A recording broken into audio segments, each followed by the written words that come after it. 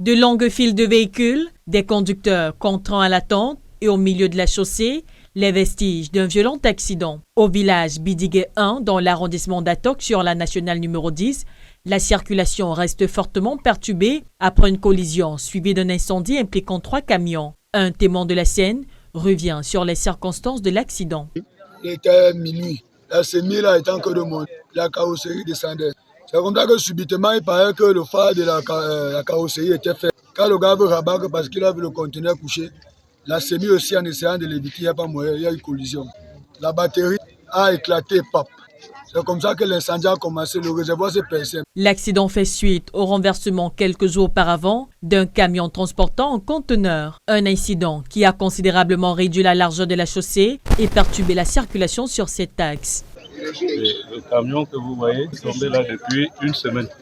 Les deux autres sont arrivés en forçant le passage, ils ont eu une collision et l'incendie s'est produit. Le bilan fait état d'un chauffeur ayant perdu la vie calcinée dans son véhicule, malgré les tentatives de secours des personnes présentes sur les lieux. C'est comme ça qu'on enlève le motoboy, on ne parvient pas à enlever le chauffeur. On a tiré le chauffeur sur le nombre de 15, il n'est pas sorti. On a cherché la machette. On voulait couper son pied, il n'y avait pas moyen. J'ai vu le phare commencer, je suis parti sécuriser sur ma part de voiture. Quand on revient, le phare a commencé seulement à prendre une ampleur. Il a pleuré jusqu'à ce qu'on a pu qu'on puisse savoir. Alerté, le sous-préfet de l'arrondissement d'Atok s'est rendu sur les lieux pour constater les faits et coordonner les premières mesures avec les forces de défense et de sécurité, les sapeurs-pompiers ainsi que les populations mobilisées. Pour faciliter la reprise du trafic, une voie de contournement a été aménagée dans la broussaille. Une solution provisoire qui reste difficilement praticable.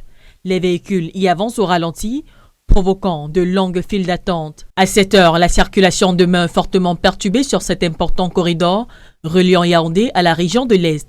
En attendant le rétablissement du trafic, le gouverneur de la région de l'Est recommande aux usagers d'emprunter l'itinéraire alternatif par la nationale numéro 1.